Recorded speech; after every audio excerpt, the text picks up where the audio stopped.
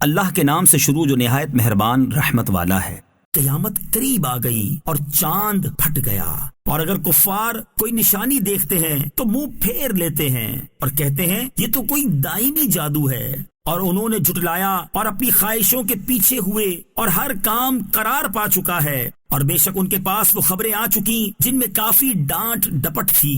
یہ قرآن انتہا کو پہنچی ہوئی حکمت ہے، تو ایسوں کو ڈرانے والے امور فائدہ نہیں دیتے، تو تم ان سے منہ پھیر لو جس دن پکارنے والا ایک سخت انجان بات کی طرف بلائے گا۔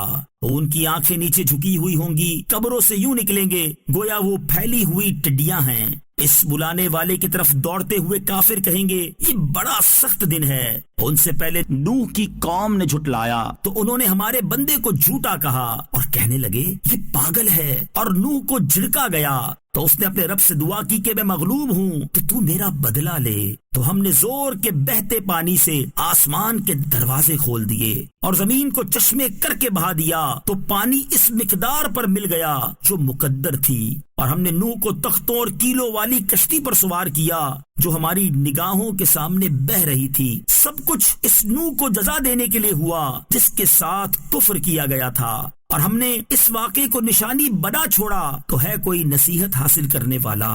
تو میرا عذاب اور میرا ڈرانا کیسا ہوا، اور بے شک ہم نے قرآن کو یاد کرنے نصیحت لینے کے لیے آسان فرما دیا، تو ہے کوئی یاد کرنے نصیحت لینے والا۔ عاد نے جھٹلایا تو میرا عذاب اور میرا ڈرانا کیسا ہوا، بے شک ہم نے ان پر ایسے دن میں ایک سخت آندھی بھیجی جس کی نحوست ان پر ہمیشہ کے لیے رہی۔ وہ آندھی لوگوں کو یوں اکھیڑ مارتی تھی گویا وہ اکھڑی ہوئی کھجوروں کے سوکھے تنے ہوں، تو میرا عذاب اور میرا ڈرانا کیسا ہوا۔ اور بے شک ہم نے قرآن یاد کرنے نصیحت لینے کے لیے آسان کر دیا، تو ہے کوئی یاد کرنے نصیحت لینے والا۔ سمود نے ڈر سنانے والوں رسولوں کو جھٹلایا تو انہوں نے کہا کہ ہم اپنے میں سے ہی ایک آدمی کی تابع داری کریں جب تو ہم ضرور گمراہی اور دیوانگی میں ہیں۔ کیا ہم سب میں سے صرف اسی پر وحی ڈالی گئی، بلکہ یہ بڑا جھوٹا متکبر ہے۔ بہت جلد کل جان جائیں گے کہ کون بڑا جھوٹا متکبر تھا۔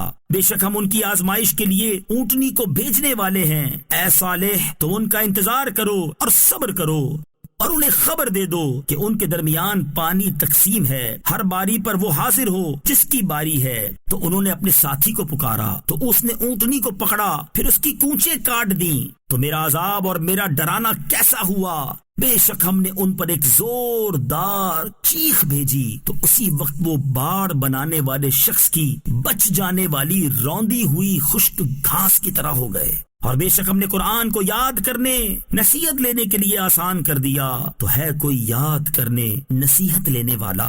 لوط کی قوم نے ڈر سنانے والے رسولوں کو جھٹلایا، بے شک ہم نے ان پر ایک پتھراؤ بھیجا، سوائے لوط کے گھر والوں کے ہم نے انہیں رات کے آخری پہر بچا لیا۔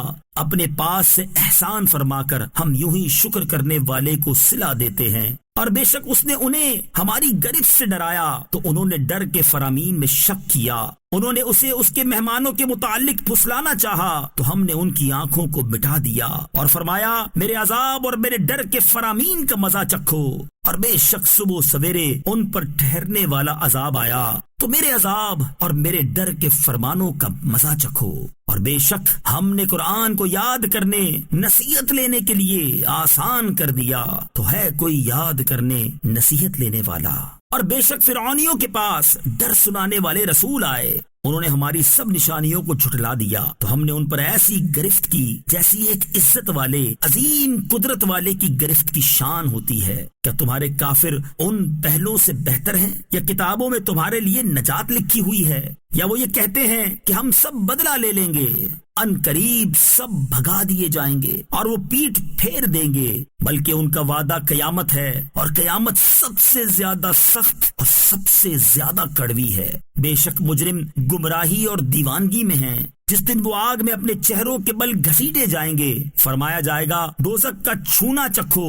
بے شک ہم نے ہر چیز ایک اندازے سے پیدا فرمائی، اور ہمارا کام تو صرف ایک بات ہے، جیسے پلک جھپکنا۔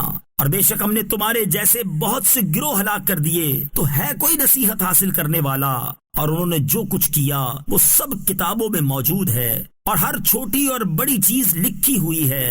بے شک پرہیزگار لوگ باغوں اور نہروں میں ہوں گے، عظیم قدرت والے بادشاہ کے حضور سچ کی مجلس میں ہوں گے۔